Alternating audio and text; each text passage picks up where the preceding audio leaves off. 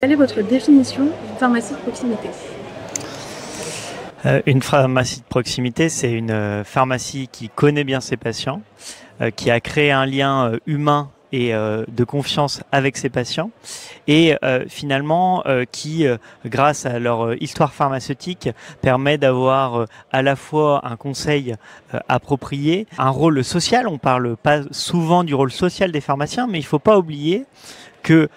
les personnes, et notamment les personnes âgées, ont besoin de ce lien social. Parfois, elles viennent quasiment tous les jours à la pharmacie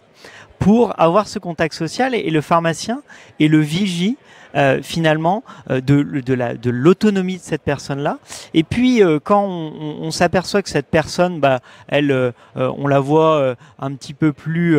perturbée que d'habitude, on voit qu'elle perd un petit peu pied, cette proximité du pharmacien permet finalement d'avoir un rôle de freinage et de mettre en place des mesures de freinage pour garder cette personne dans l'autonomie. Donc en fait, on pourrait se dire que dans une même rue parisienne, une grande avenue parisienne, une pharmacie suffit,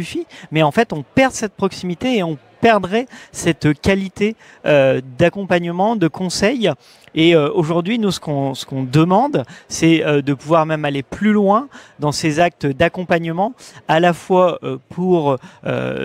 prévenir les effets indésirables, mais aussi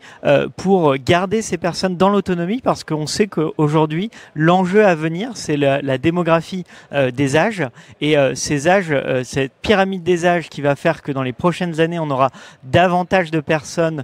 âgées, davantage de personnes polymédiquées, et que le tout EHPAD est impossible. Et à partir de là, il faut qu'on mette en place des services au sein de nos officines qui permettent de garder ces personnes en proximité, dans les territoires, dans leur habitat